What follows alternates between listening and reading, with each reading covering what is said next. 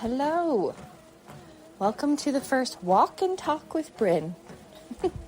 A big part of this podcast is me trying to show up as authentically and real as possible. Not just on this podcast, but in the world.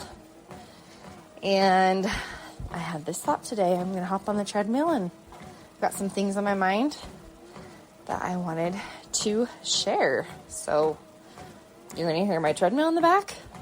Probably going to be huffing and puffing a little bit because usually when I'm not a community exerciser in the fact, like if I go for a run, I can't talk. If I'm going on a hill walk with my kids in the stroller and I'm pushing almost 100 pounds of all of them in the stroller together and I can't breathe and they're like talking to me, I have to tell them, wait till we're done with the walk because I cannot do this. I can't talk to you right now. I'm just trying to breathe and focus. So I can walk and talk, but if I'm doing anything more strenuous, game over. I'm focused, trying to do what I need to do, and just breathe. Talking is not doable for me. I always love seeing people who can do that. But on my mind today is embracing where you are, especially getting on the treadmill. Exercise.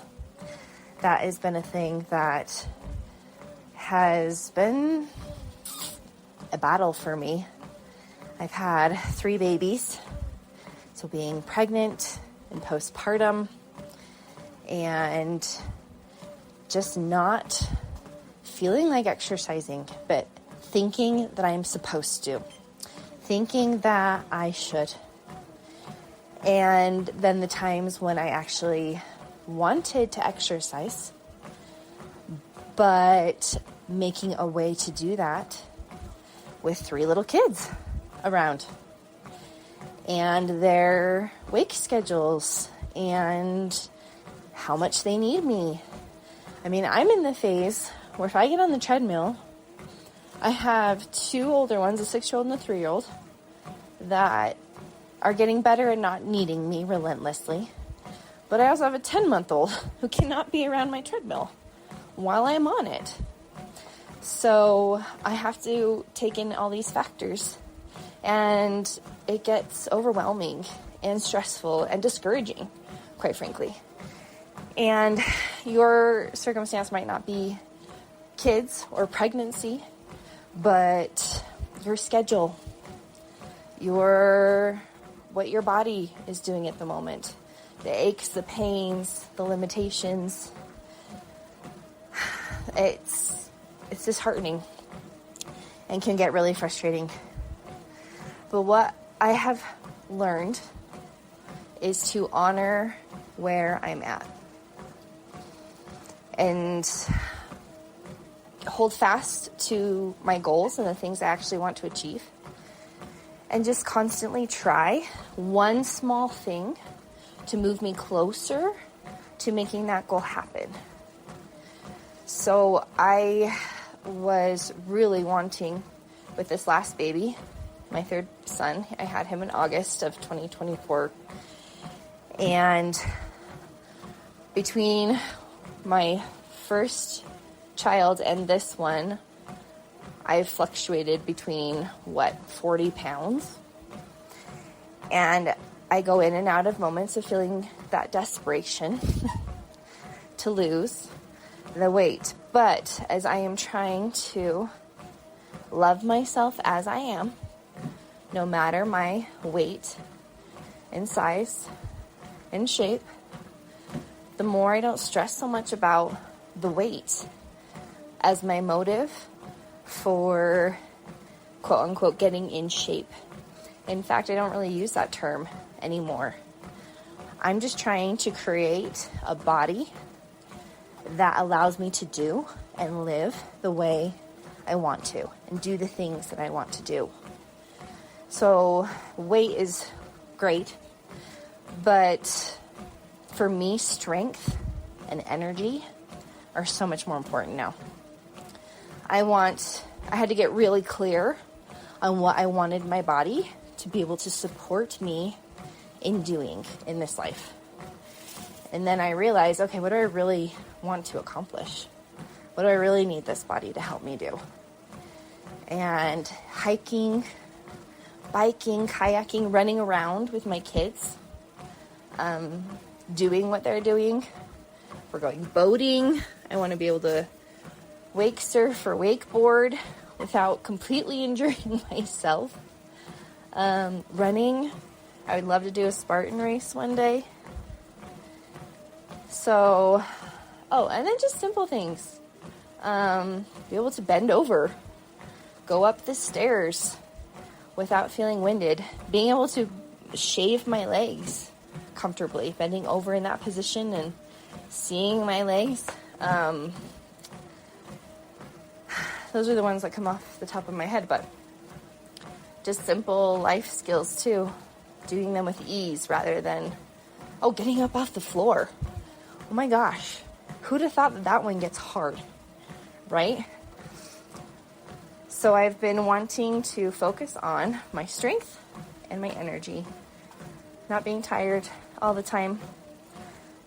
But coming out of this pregnancy, I was totally tired and not energized and having a hard time getting up off the floor. And instead of resisting it, I allowed it. And I kind of had to, I didn't have to, but I worked out super hard for like 3 weeks trying to do what I could do before, which was HIIT workouts every day with some walking, some restricted eating.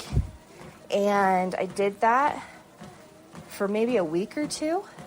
And then I was just shot. I had completely depleted my energy sources, probably shot my adrenals.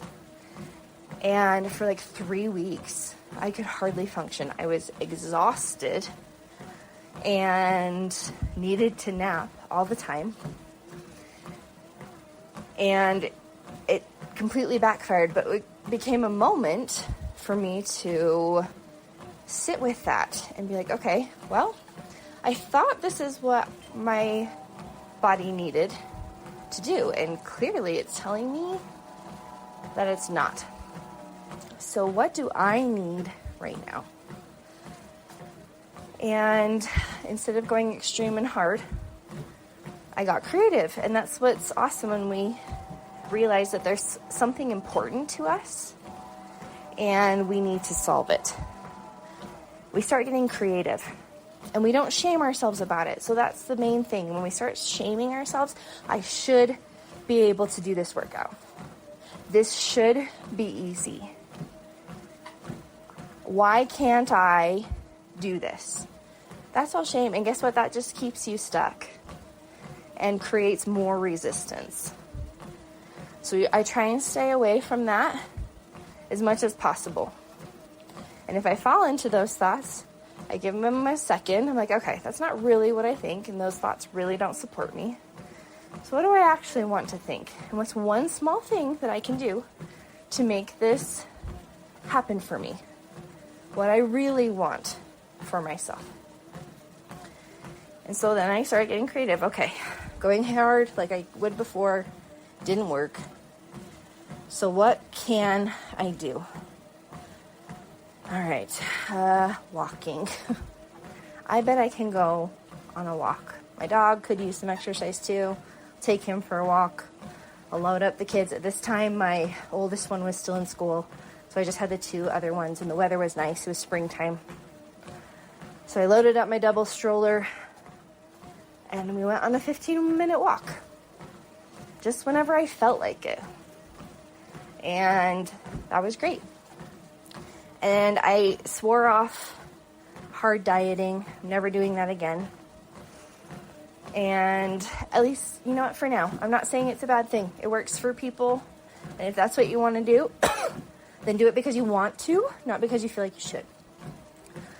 So that's where I'm at. If I ever want to do that, that's fine. But for right now, I was like, no, I'm not doing any fad diets, anything crazy, no huge lifestyle changes. That's not going to be what I want to do this round. I've done that before.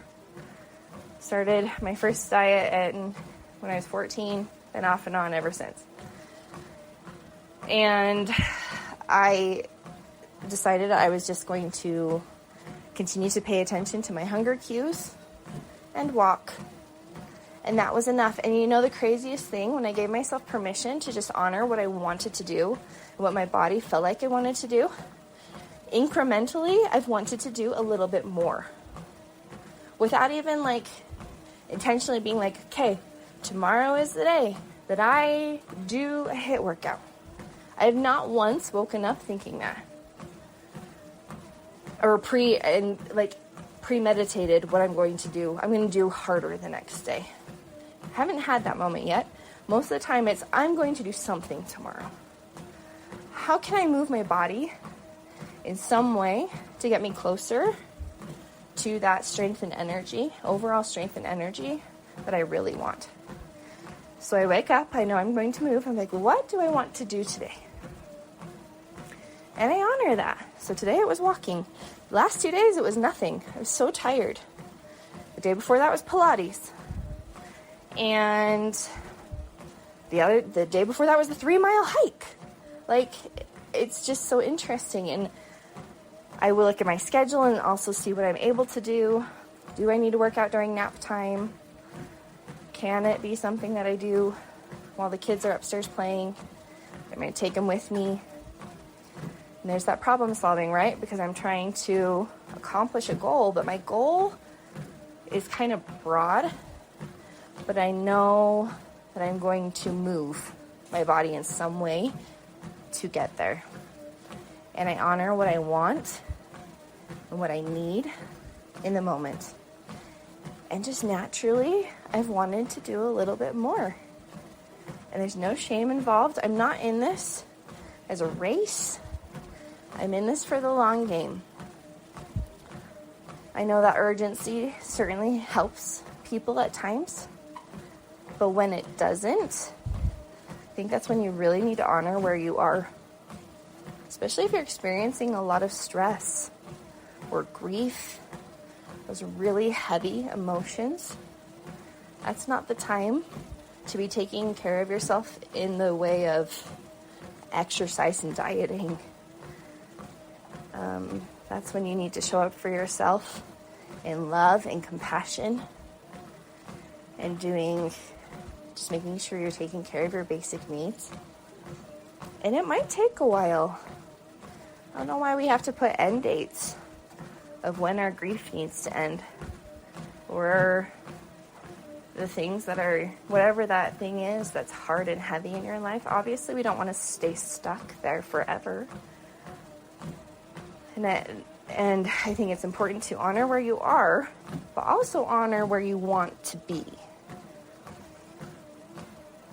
So making sure that we keep that end where you really want to be in mind.